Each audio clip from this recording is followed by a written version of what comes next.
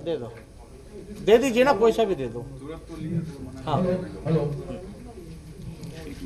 हमारे साथ कांग्रेस पार्टी के राष्ट्रीय प्रवक्ता नेता रणदीप सुरजेवाला जी, शक्ति सिंह गोहिल जी, मदन मोहन झा जी, हमारे साथ सीपीआई पार्टी के नेता, सीपीएम पार्टी के नेता और सीपीआईएमएल के नेता यहाँ उपस्थित हैं। आज बेहद खास दिन है, नवरात्र का शुरुआत है, कलश की स्थापना की गई है और आपको हम इतना कहना चाहते हैं कि जब कलश की स्थापना की जाती है तो लोग संकल्प लेते हैं। आज 10 मिनट हमको देरी हो गई आने में, क्योंकि आज हम लोगों ने कलश की स्थापना की है और संकल्प हमने लिया है और बेहद खुशी है कि आज का दिन हम लोगों ने चुना है और आज के दिन आप लोगों के सामने हम लोगों ने पेश किया है जो प्रण हमारा संकल्प बदलाव का। मैं फिर से दोहराता हूँ, प्रण हमारा संकल्प बदलाव का। इसमें ज़्यादा समय मैं नहीं लूँगा, कॉपी जो है वो डिस्ट्रीब्यूट किए जाएंगे और बाकी करके अन्य दलों के नेता भी अपनी बात को प्रमुखता से आपके सामने रखेंगे। आप सब लोगों को मैं बताना चाहूँगा कि हमने जो वादा किया था, क्योंकि हम ठेठ बिहारी हैं, जो कहते हैं वो करते हैं। पहले भी कहा था डीएनए शुद्ध है। हमने पहले आप लोगों को ये बताया था कि अगर हमारी सरकार बनती है, अगर जनता हमें, बिहार की जनता हमें मौका देती है, तो पहले कैबिनेट में पहले दस्तखत अगर मेरा कलम चलेगा तो 10 लाख नौजवानों को हम रोज़गार देने का काम करेंगे, पहले कैबिनेट में। दूसरी बात हम लोगों ने ये कही थी कि जो भी छात्र छात्राएं या नियुक्ति के लिए आवेदन फॉर्म जो भरा करते हैं उसको हम लोग माफ़ करेंगे। तीसरी बात, परीक्षा केंद्र जाने के लिए जो किराया होगा वो हम देंगे। एक लॉकडाउन के समय आप लोगों ने देखा जितने हमारे श्रमवीर थे किस हालात में थे, फंसे हुए थे। अभी भी कोरोना काल ख़त्म नहीं हुआ है और अभी भी आप देख सकते हैं, हम तो दिल्ली एयरपोर्ट जाते हैं, बड़ी संख्या में लोग जो हैं दिल्ली, बॉम्बे फ्लाइट से बल्कि लोग वापस जा रहे हैं। रेलवे स्टेशनों की हालत आप लोगों से छुपी नहीं। हम लोगों को संकल्प लेना है कि पलायन रोकना है, लेकिन अभी जो स्थिति बनी हुई है उसको लेकर के हम लोग जो है कर्पूरी श्रम वीर सहायता केंद्र पूरे देश में हर जगह खोलेंगे। जहां कभी भी कोई आपदा आएगी तो उन मजदूरों के देखभाल के लिए, सेवा के लिए वो चीज़ किया जाएगा।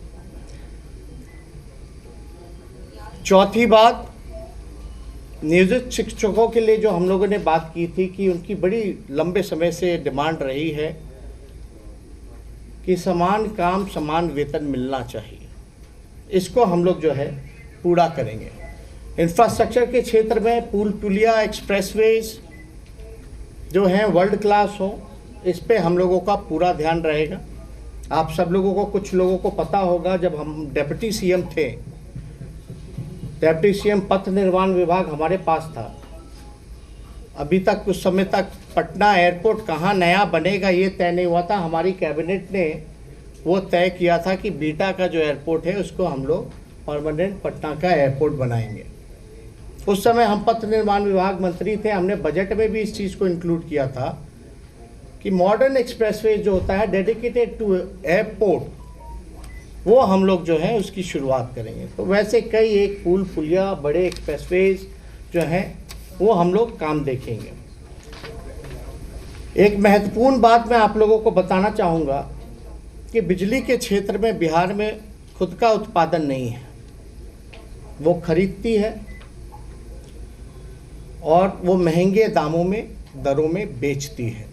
यानी बिहार राज्य ऐसा है जहाँ उत्पादन नहीं है और सबसे महंगा बिजली अगर कहीं मिलता है तो वो बिहार में मिल रहा है।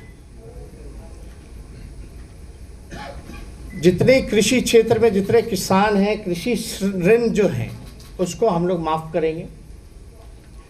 जीविका दीदी हो या स्वयं सहायता समूह हो, उसके लिए नियमित वेतन और नौकरी और मानदेय को हम लोग बढ़ाने का काम करेंगे। तो हमने इस प्रण हमारा संकल्प बदलाव में कुछ मुख्य बिंदु हमने अपने तरफ से रखा है। लेकिन आप जानते हो बिहार में डबल इंजन की सरकार है। यहाँ से लगभग नीतीश कुमार जी 15 साल से बिहार के मुख्यमंत्री हैं। अब तक जो है बिहार को विशेष राज्य का दर्जा नहीं मिला। कोई डोनाल्ड ट्रंप तो आके नहीं देने वाले हैं यहाँ, अमेरिका के राष्ट्रपति। आप देखिएगा मोदी जी ने पिछले 2015 के चुनाव में कहा था कि शुगर मिल जो मोतिहारी का है वहाँ का चीनी का चाय वो पिएंगे।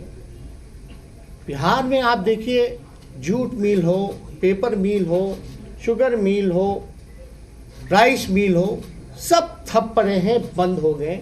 इसके उपाय के लिए कुछ नहीं किया गया।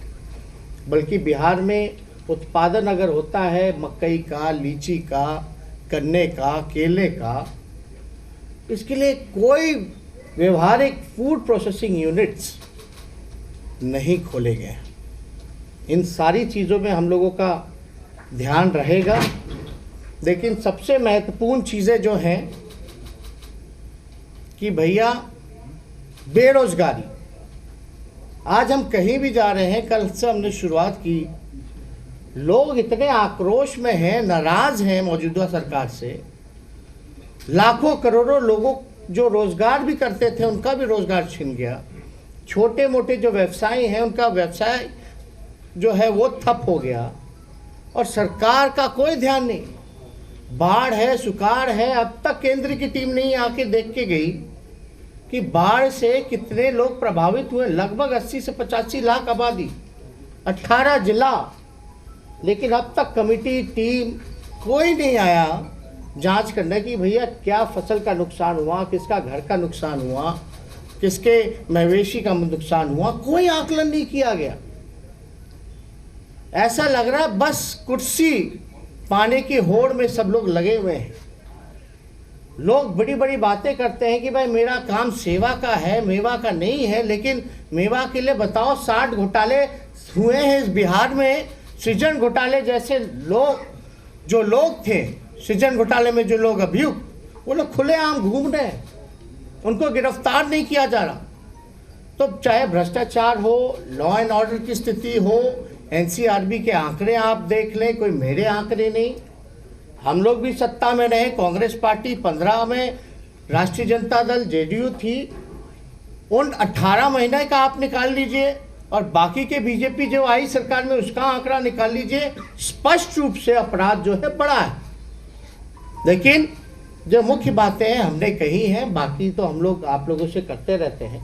ज़्यादा समय हम ना लेते हुए, मुझे पूरा विश्वास है बिहार की जनता पर कि जो विकल्प हम लोगों ने, महागठबंधन के लोगों ने, आरजेडी, कांग्रेस, लेफ्ट की तीनों पार्टियों ने एक साथ आकर के बिहार की जनता के सामने जो संकल्प लिया है, जो प्रण है हमारा, उसको हम लोग सरकार बनने के इमीडिएटली बाद ही उसको पूरा करेंगे। और हमने तो पहले भी कहा कि पहले कलम अगर मेरा चलेगा कैबिनेट मीटिंग में, पहले कैबिनेट मीटिंग में, तो 10 लाख नौजवानों को रोजगार। 10 लाख लोग सोचते हैं कहाँ से आएगा। 4.5 लाख नौकरियां तो रिक्त पड़ी हैं सरकारी, शिक्षा विभाग में, स्वास्थ्य विभाग में, होम डिपार्टमेंट, पुलिस डिपार्टमेंट्स में। एक उदाहरण दे दें, मणिपुर छोटा राज्य है, वहाँ 1 लाख आबादी पर 1000 पुलिसकर्मी हैं और बिहार में 77 हैं केवल 1 लाख की आबादी पर। तो आप अंदाज़ा लगा सकते हैं। तो ज़्यादा कुछ हम ना कहते हुए आप सब लोगों को धन्यवाद देते हैं और फिर से पुनः मैं नवरात्र की शुभकामना पूरे बिहार और देशवासियों को देना चाहता हूँ, आप लोगों को देना चाहता हूँ। बहुत बहुत धन्यवाद। मैं आग्रह करूँगा हमारे साथी रणदीप सुरजेवाला जी वो एक समर्थन का। शुक्रिया तेजस्वी जी, शक्ति सिंह जी, मंच पर उपस्थित सब नेतागण, पत्रकार, छायाकार बंधु।